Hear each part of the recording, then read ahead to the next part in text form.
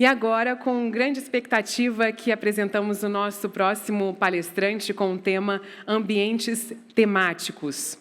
Para nos guiar, temos a honra de receber o diretor do Programa de Mestrado em Estudos Arquitetônicos, com concentração em integração de ambientes temáticos, com bacharelado em Design Ambiental e Arquitetura e mestrado em Estudos Liberais. Stephen Grant traz consigo uma experiência admirável. 28 anos gerenciando 125 projetos de design de parques temáticos na Disneyland e no Walt Disney... Vixe Maria, que agora atrasou tudo. Disneyland e o Walt Disney World. Sua vasta experiência no universo Disney o levou a liderar o programa de pós-graduação em integração de ambientes temáticos na University of Florida, onde prepara novas gerações para criar experiências imersivas e inovadoras no setor. Uma jornada que vai da magia dos parques temáticos à excelência acadêmica. Vamos receber com muitos aplausos Stephen Grant.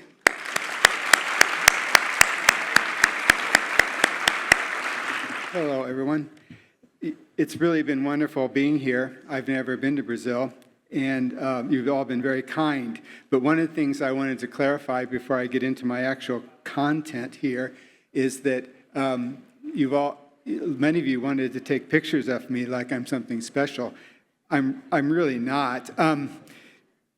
I just, a little clarification of what I did as an architect with Disney. I did many roles there, but my main role was actually working with challenging people and getting along with them, because it's not, as an architect in a theme park, I'm not really creating anything. I'm actually making things work. And so I work with artists and sculptors and writers and show designers, and I basically make their dreams come true, basically making sure people get out of the building safe and water doesn't get in it. And so that's my role. I've always said Imagineering has 140 disciplines, and I can't list them all, but I'm one of them. And through my 28 years there, I'd been an architect before then, and so it was an extension of my 42-year career as an architect. But I just want to make sure you're aware that I'm not the guy standing up there creating all these incredible projects. I'm actually making them work by being a very good team member. Good. Yeah, so, and that's true of if you're young and you're starting out in your careers. I mean, I can't speak for everyone, but your success will depend on how you get along with people. And your design skills, for most people, become secondary to that. Anyway, that's my little editorial comment. Anyway, so who am I? Even you know me as an Imagineer, but I actually grew up in the American Midwest in an agricultural industrial city.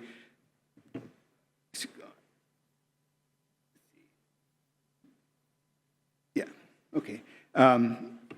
I studied at Ball State University in Indiana, which was 50 miles from where I grew up. I worked in architectural offices in New York, Tucson, and Chicago before moving to Los Angeles to be project architect at Imagineering. It was definitely an unplanned career change, because many of you have heard of Imagineering now, but in 1990, most people had not heard of it, nor had I. It just was, I was responding to an ad in the Chicago Tribune out of curiosity, and it changed. I had an incredible second career as a theme park architect. One of the things that was eye-opening to me that I had not, another opportunity that came up, I decided I didn't know enough about philosophy. I didn't know enough about theater. I didn't know enough about art. And so I went back to school in my 50s and got a graduate degree in humanities. And that was definitely life-changing. Instead of looking at things as after being a problem solver for most of my career, all of a sudden I saw things where they came from. What are the cultural implications of what happened, and what was the basis of what we build? Then I retired from Imagineering. That led to my opportunity then I was asked to write and direct a graduate program based on what I did and what I knew as an Imagineer. And that was 7 years ago. And it's been I'm a good student, let's say. It's been a great opportunity. I've continued to study and then share my knowledge with my students. I've had about 120 students now, and they've all gotten jobs in the theme park industry, it's very big in Orlando. A challenge that I was confronted when I agreed to write a graduate program is, what do I teach? I knew what I knew, but there are a lot of things I wasn't aware of, such as where do theme parks come from? What are themed environments all about? So I researched the topic. Not moving. There it is. That's just some images of some of my projects. You know, I worked on over 100 projects, so they're all kinds of diverse projects. To address the history and cultural influence of theme parks, I will answer 3 questions and conclude with my thoughts on what is influencing current in theme parks. Scene 1, what are the antecedents of theme parks of the 20th century? I say the 20th century because theme parks haven't changed much since the 20th century. Scene 2, why was Disneyland different than amusement theme parks that preceded it? And how has Disneyland influenced the design of theme parks and influenced culture? I want to acknowledge that a lot of the information I'm presenting here is from the research and hard work of others. These are just some of the books. I'm a very big researcher, so a lot of what I'm presenting to you is based on a lot of hard work, not mine, so I wanted to acknowledge that.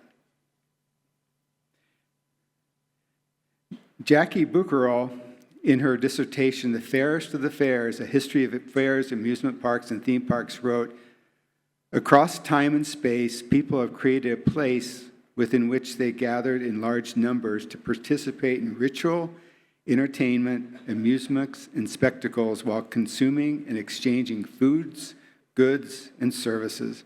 I can't think of a better description of a theme park than that. But what were the seeds that sprouted into the theme park of the 20th century? Medieval European fairs, 16th to 18th century European gardens, universal expositions and world fairs, theater, 19th century mercantile, and of course, amusement parks. I'll go through each of those briefly, a brief history.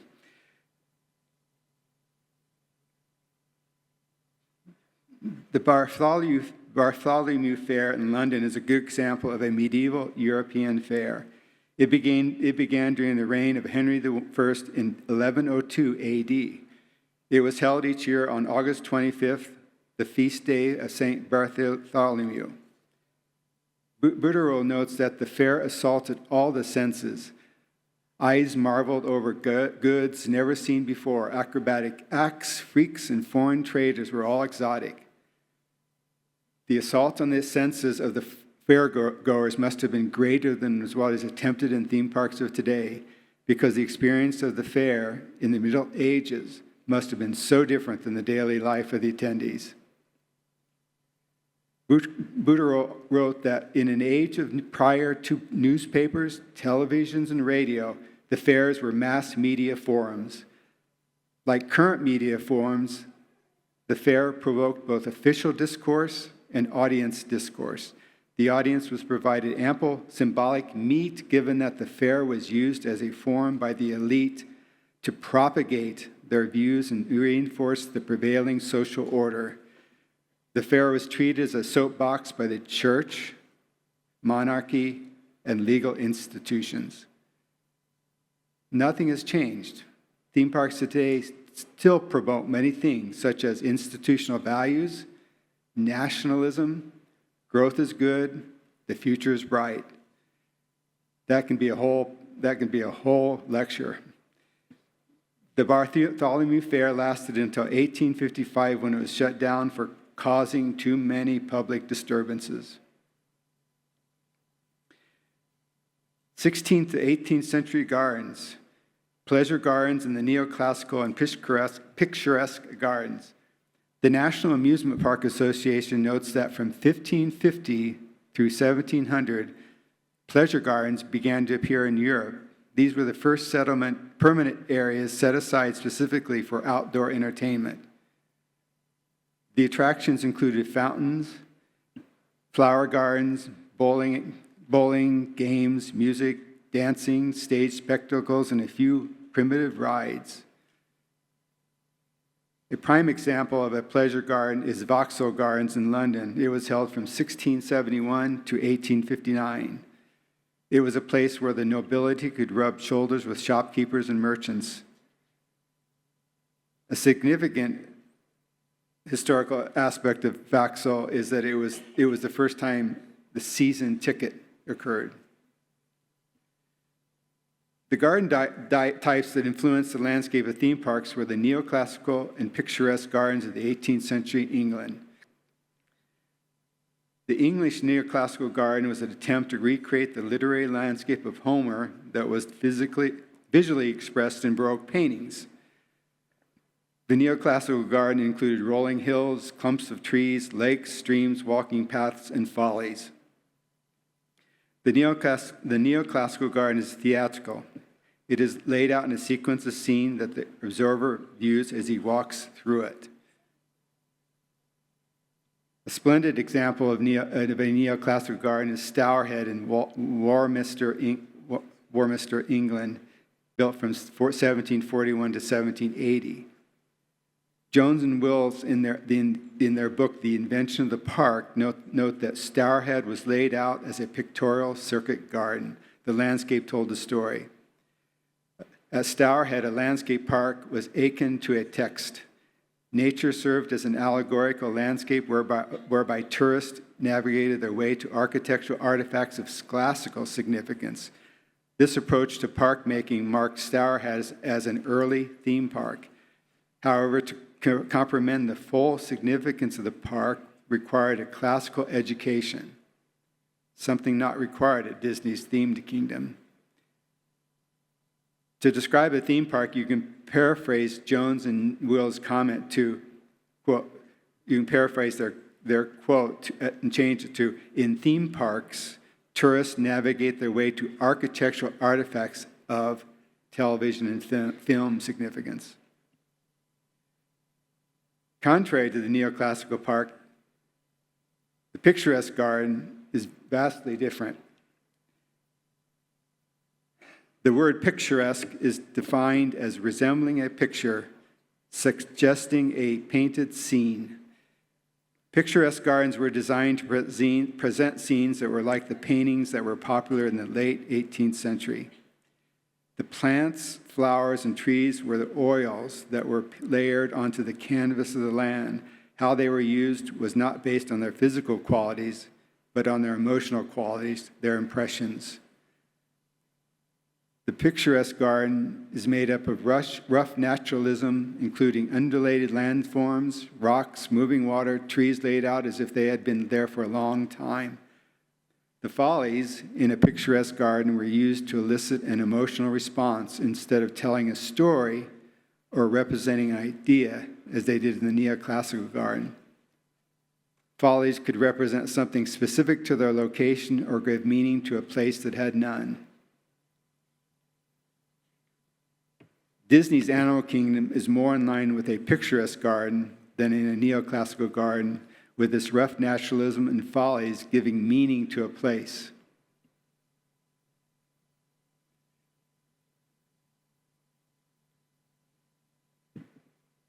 Universal expositions and World's Fairs.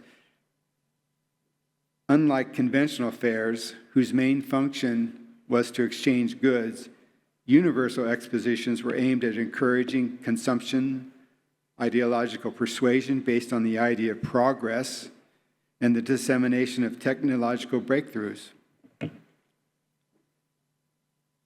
The first great World Fair was the 1851 Great Exhibition of the Works of Industry of All Nations, held in London.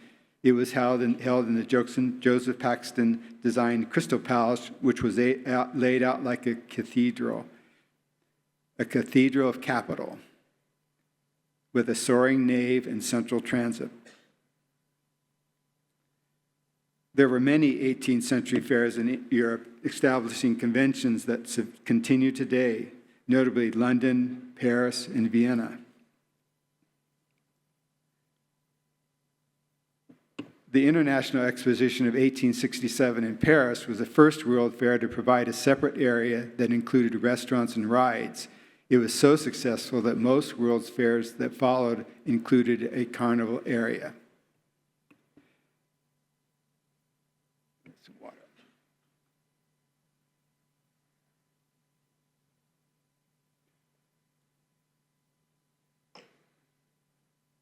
In the United States, Chicago's Columbian Exposition opened in May 1st, 1893, closing on October 30th, a time span of only 6 months. It included 400 buildings spread over 686 acres. The Columbian Exposition introduced the Midway Plaisance. The ornate building facades and brilliant electric lights influenced amusement park design for the next 60 years. So you ask, what happened 60 years later? Disneyland opened. From theater, we get narrative and show systems. What is theater? Robert Cohen provides a compelling description of theater in his book titled Theater. Theater is the art of people acting out and giving witness to their most pressing, illuminating, and most inspiring concerns. Theater is at once a showcase and a forum, a medium through which a society displays its ideas, fashions, moralities, and entertainments, and debates, dilemmas, and struggles. Narrative is a very important aspect of theme park shows and rides. A narrative is a sequence of events that build on and influence ensuing events. The typical narrative arc includes exposition, rising action, climax, falling action, and resolution. The narrative arc is used in telling stories and is physically manifested in the design of spaces in a themed environment.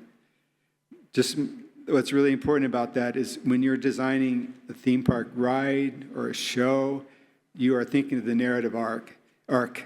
And I've seen it when it doesn't work. The show fails. It can be the last failure was it was a Epcot nighttime fireworks show. So for some reason, they didn't think about the narrative arc, and it failed. They spent millions of dollars, and they had to take it down after about a year because it just wasn't working. Another really important about theater is they actually provide themed environments with show systems. And I had a description of each of those in this presentation, but it was going to go way too long. So I'm just showing you all the different show systems. And when I told you about my role as an architect, I had to work with all these systems. And it's not that I know how to use them. I just have to make sure that all the base electrical, mechanical systems were, there to support these systems. Then we get to 19th century mercantile. Yeah, it's interesting when I was doing my research to actually have a class to talk about the history of shopping. It was really fascinating. It was interesting. There was a point in time where shopping changed from need to pleasure. And it actually began in the arcades and department stores of Paris in the 19th century. The arcades of Paris are some of the first shopping venues that supported the leisure shopper. Mark Gottdiener, in The Theming of America, Dreams, Vision, and Commercial Spaces, writes that the arcades of Paris were a permanent world exposition. They were not only the staging areas of consumer fantasies or the promoters of new fantasies, but also the primal ground for the development of a new kind of subjectivity, one based on being a consumer, on the stimulation of a desiring, commodity-craving self. Per Stromberg writes that there is a connection between commerce and theater that can be traced back in time. The passages of the early 1800s are often referred to as the precursor of staged commercial venues. From the arcades of Paris, oh, there it is. Didn't click ahead. That's an arcade of Paris. From the arcades of Paris, we arrive at the phantasmagoria of consumption, the department store. You take department stores for granted now, but they did not exist until in Paris in the 19th century. Margaret Crawford, in her essay, The World in a Shopping Mall, writes that the department store's fixed process altered the social and psychological relations of the marketplace. The obligation to buy implied by the active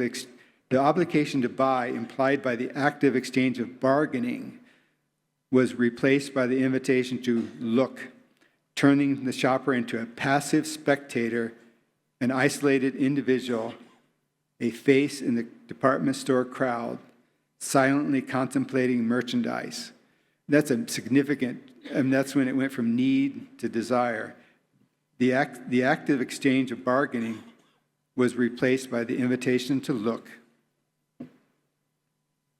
The Bon Marché department store in Paris, which began as a small shop in the early 19th century, is widely considered the first department store. The store was completed in 1887 at 52,800 square meters. Bon Marché merged the 19th century archetype of the flaneur and theater.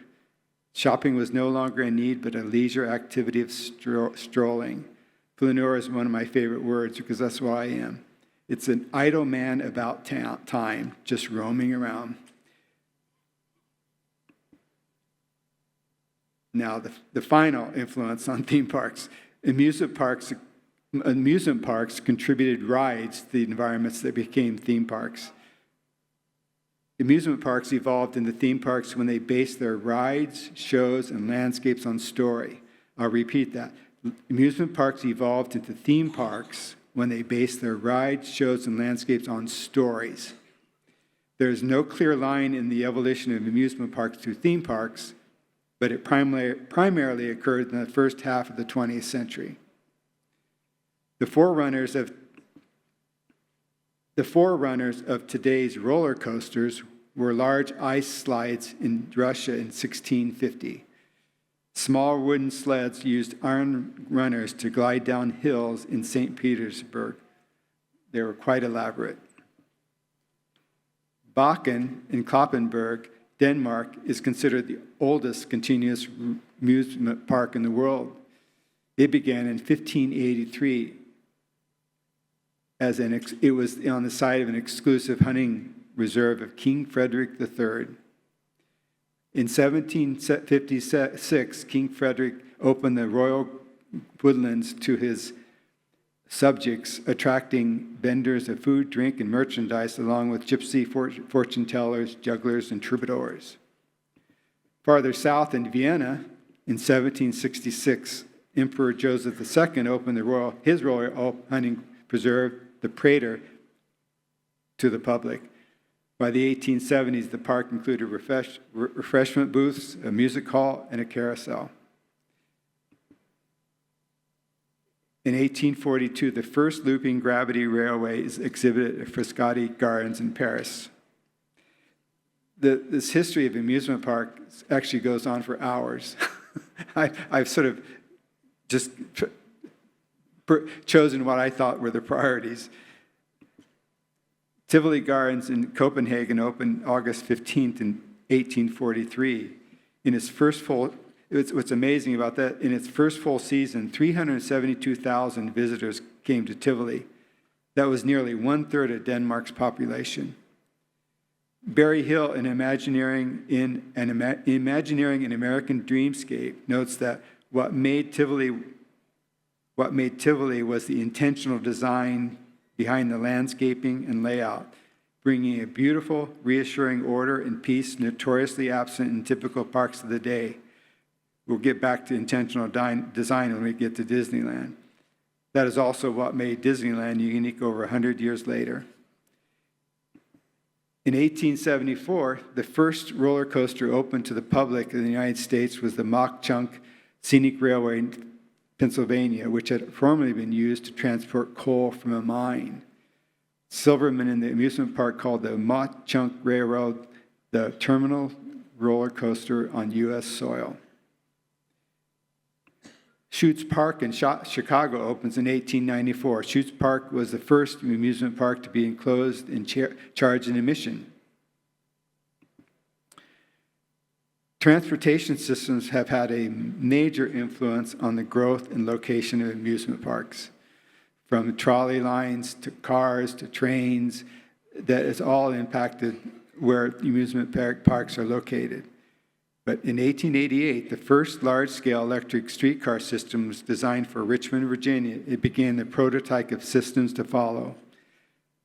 This new form of transportation had a significant, although limited in time, impact on the number of amusement parks built.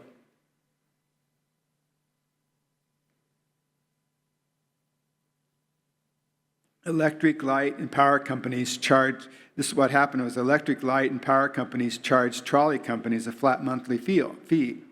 The trolley company's profit or loss is based on riderships. More riders, more profit. Less riders, less profit. To increase ridership during times of low maintenance, evenings and weekends, the trolley companies built parks at the ends of their lines. They included picnic facilities, dance halls, restaurants, games, and sometimes amusement rides. These parks became known as trolley parks. Trolley parks flourished in the 1920s, but declined at the end of the decade due to the car, which allowed car owners the option to explore more distant areas. Also, spaces were needed for parking cars, which the trolley park owners did not have or choose not to provide. What's amazing is there were over 1,000 trolley parks built at their peak in the 1920s. There's actually 15 remaining today, but they're not accessed by a trolley. Let's see where we at. There we go. One of the remaining trolley parks is Hershey Park in Pennsylvania. Here's Hershey, Pennsylvania. You've probably heard of it. In 1906, Milton Hershey dedicated a park as part of a town he's building for his workers. Hershey Park was accessed by the 34 streetcars of the Hershey Transit Company from 1903 to 1946. Over the years, it grew to be among the largest privately owned amusement theme parks in the world.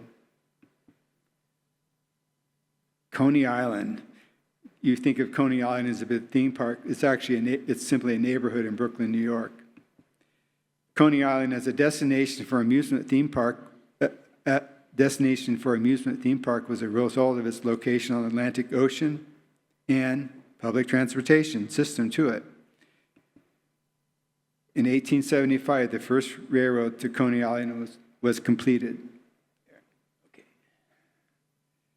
From 1895 to 1964, Coney Island included 4 parks. You can see from the dates, they all had limited lives. The first park to open was Sea Lion Park.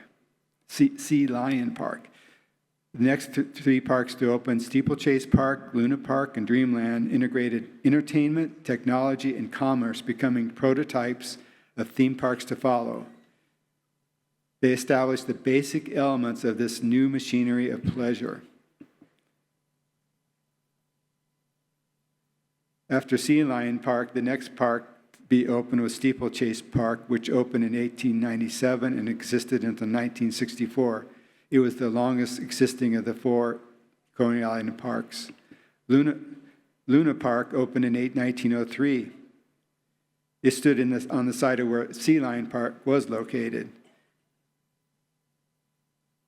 It actually attracted 40,000 patrons the first evening it was opened. But it burned down in 1947. The final park to open at Coney Island was the opulent Dreamland, which opened in 1904. It had the shortest life of all the parks. It burned down after 7 years.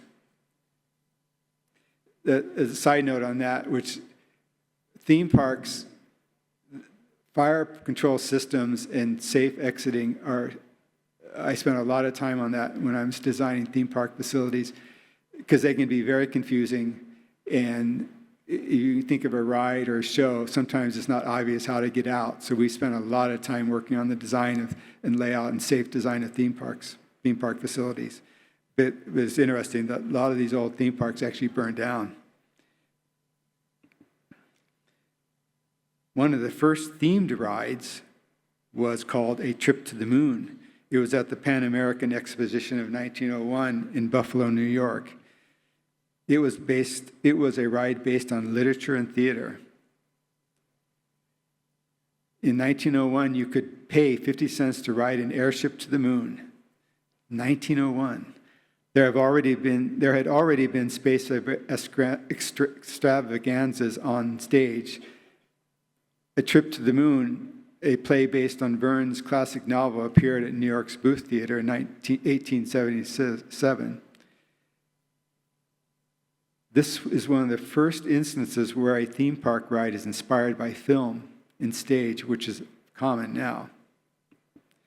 A Trip to the Moon was a 20-minute immersive experience inside a 40,000 square foot pavilion.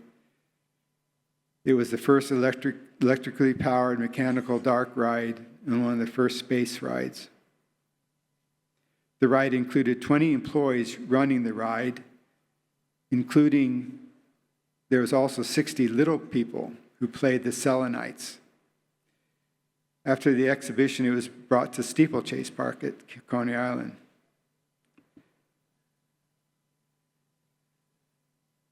Many consider Knott's Berry Farm to be the first theme park. It's in Bona Park, California. It's about 7 miles from Disneyland. It originated as a roadside berry stand in the 1920s. Farmers Walter and Cordelia Knott began selling chicken dinners in 1934. By 1938, more than 265,000 chicken dinners were served. The lines were so long, and this is what's interesting, how a theme park came about, but the lines were so long that Walter Knott added conversation pieces to his property. By 1947, the property and its attractions expanded to 160 acres and was called Knott's Berry Farm in Ghost Town. Knott's added a ride in 1949. In 1968, erected a fence and charged an admission fee.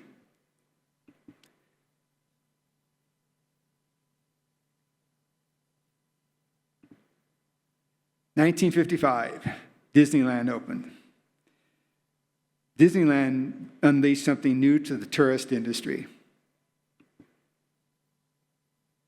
Storytelling. Why was Disneyland different than theme parks before it? Disneyland unleashed something new to the tourist industry. Storytelling, intentional design, and control. Disneyland was designed by storytellers. It is an amusement park with rides and shows that physically manifested stories from television and the movies.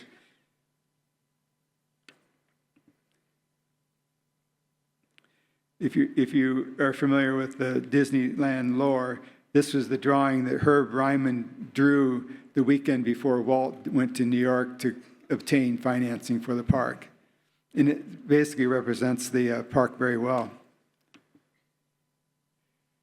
Florian Freitag, in his essay, Like Walking into a Movie, writes that the designers of Disneyland did not think as architects. And that's the only time I'm going to use the word architect in this presentation. They thought in cinematic terms.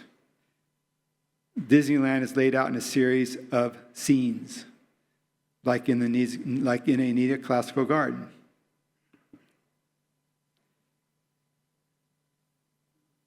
Another aspect of what set Disneyland apart from amusement and theme parks before it was its intentional design. It was clearly laid out. It reduced confusion. It intentionally resulted in a reduction in visual and mental chaos. The plan includes a hub and spoke. That's true of all Disney parks. They're all laid out this way, a hub and spoke. So you enter down Main Street to the hub, and then from there you spoke off to the various lands. Also, Disney used what he called weenies. So to direct your movement forward, he had placed a node that visually would direct you in the direction you're going. Control is a very important aspect of Disneyland.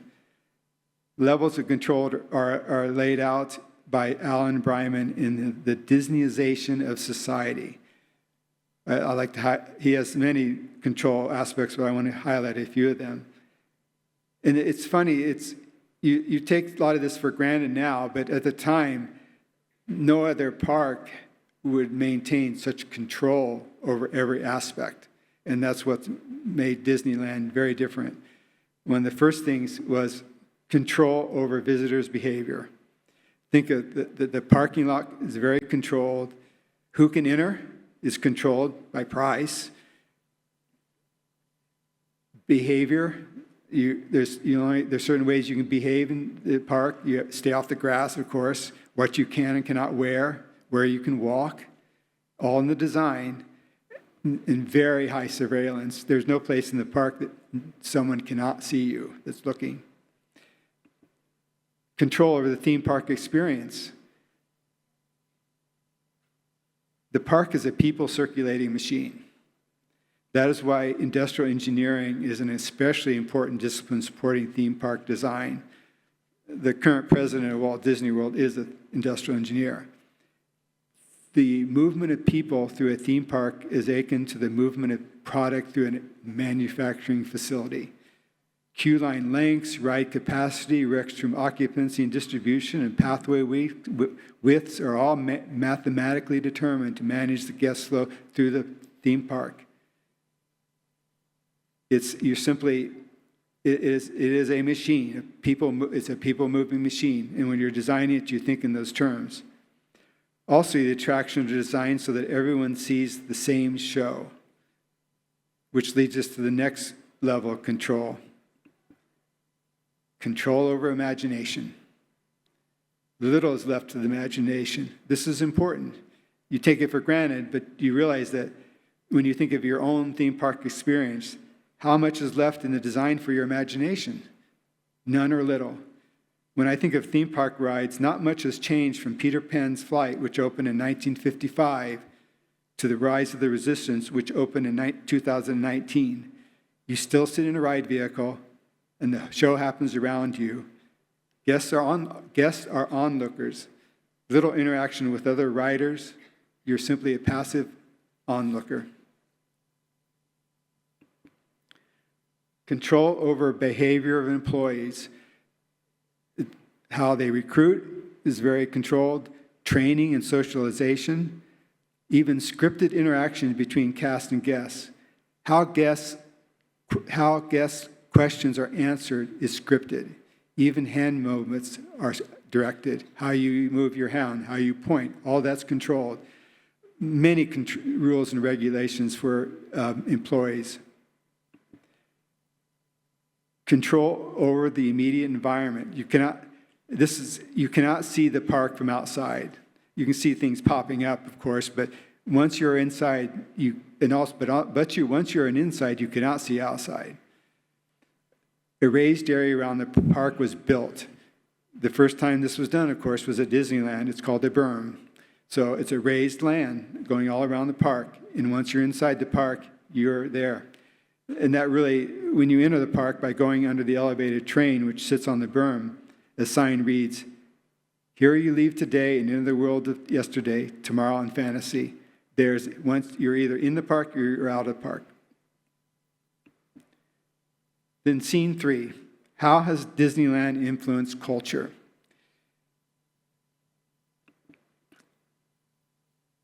Back to Alan Bryman, he analyzed the principles of Disney theme parks that have impacted our society in his book called The Disneyization of Society. It's a very good book. He calls this cultural changing process Disneyization. Disneyization is not about the influence of design, but about the spread of the principles that its theme parks exemplify. Disneyization is composed of 4 central elements: theming, hybrid consumption, merchandising, and performative labor. Missing a word there.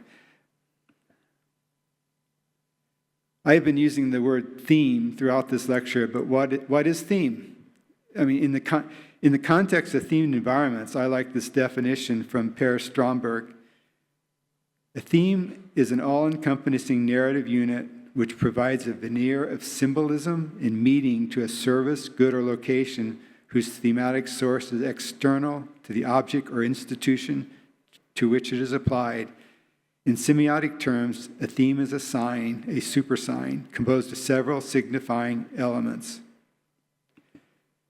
This is the important phase of that definition, whose thematic source is external to the object or institution in which it is applied to.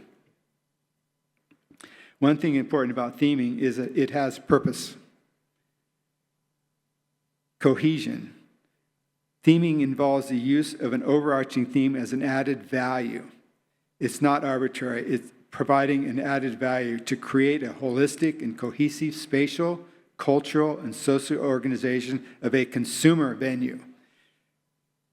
Differentiation. Theme is not just used in the built environment. It is also used to distinguish one offering from another. For example, Coke versus Pepsi, Disney versus Universal. I think one of the most important uses of theme is in propaganda. I think theming as propaganda is a prominent issue.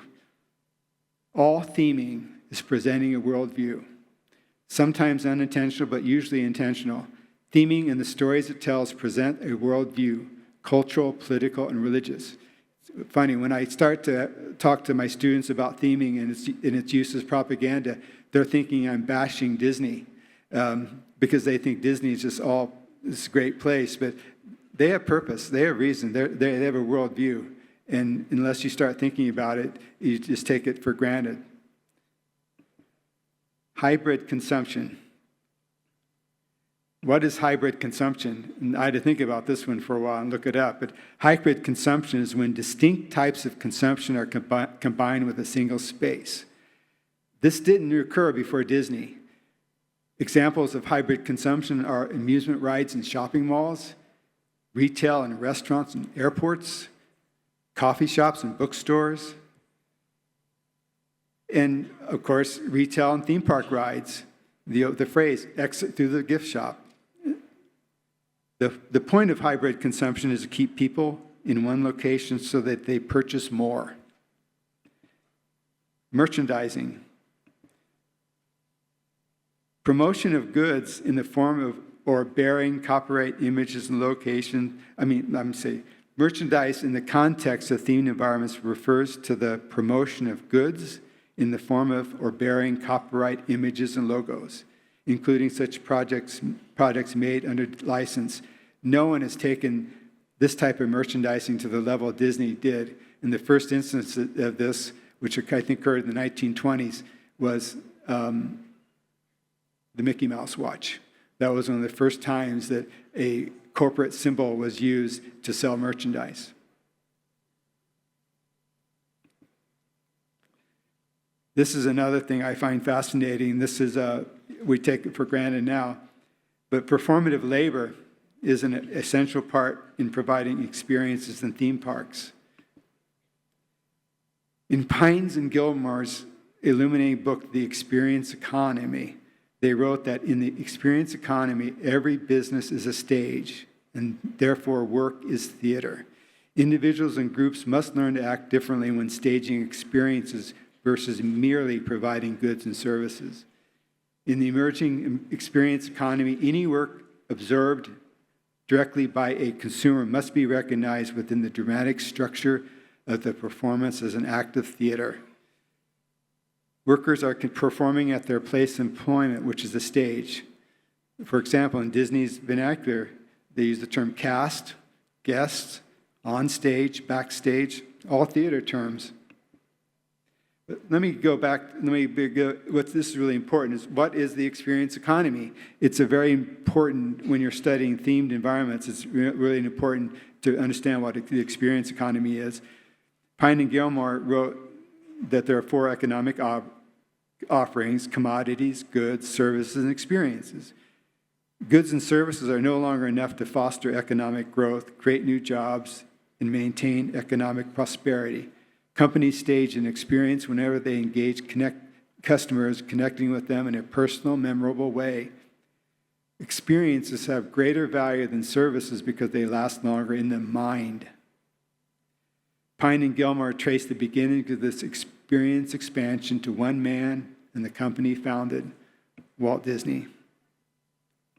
So, in summary, the antecedents of theme parks were medieval European fairs, 16th to 18th century European gardens, universal expositions, world's fairs, theater, 19th century mercantile and amusement parks. The seminal moment in theme park design and operations was the opening of Disneyland in 1955. Disneyland unleashed something new to the tourist industry: storytelling in the built environment, intentional design, and control. In addition to influencing theme park design, Disneyland influenced culture using theming, hybrid consumption, product merchandising, and performative labor. I wanted to conclude this by having some thoughts on what are the future, because what I described to you now was describing you as the present and the past. As I mentioned earlier, I don't believe theme parks have evolved much since Disneyland opened in 1955. Guests are constrained within ride vehicles or sitting in a performance-based experiencing narratives written by someone else. I believe the following will transform theme parks. And they've already begun doing this. Greater immersion. I have found that for me personally, I'm not a theme park enthusiast. I mean, I worked in them, I teach it, but I don't run around going to theme parks because I find theater much more exciting and more immersive.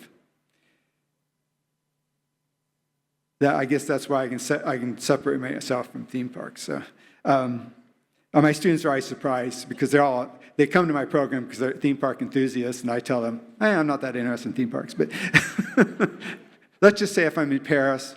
I was in Paris. I went to Disneyland, Paris. I was bored. I went back in the city. But talking about theater, the greater immersion, I have found that immersive theater is more spine-tingling, thrilling than any theme park ride I've ever been on. And that's why I insist my students go to the theater a lot, because I find that much more exciting. Social play.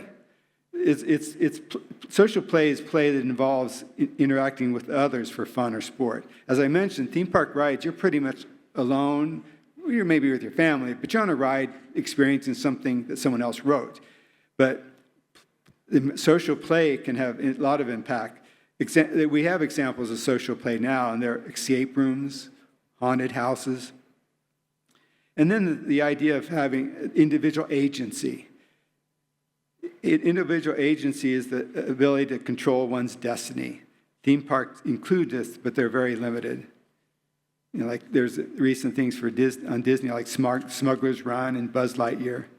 And then, as Pine and Gilmore mentioned in their book, The Experience Economy, the next economic value will come from transformative experiences. So a transformative experience is an experience that after you go through it, you're transformed. I mean, you may find going to Walt Disney World transformative, but that's fine. But I find examples of transformative experience include education and travel. Those are life-changing. Those do impact you at a different level. And then, of course, obviously, artificial intelligence. I'm not really up on artificial intelligence very much, but I do think that one of the things that makes theme parks very complex, as I said, they're very complex machines.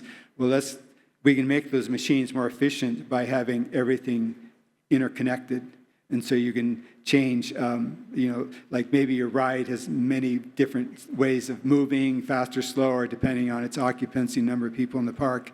And I think AI can help that a lot. So anyway, July 1967 at Disneyland. Little did I know that theme parks would have such an impact on my life. You can tell who I am. I'm the one grinning at the camera.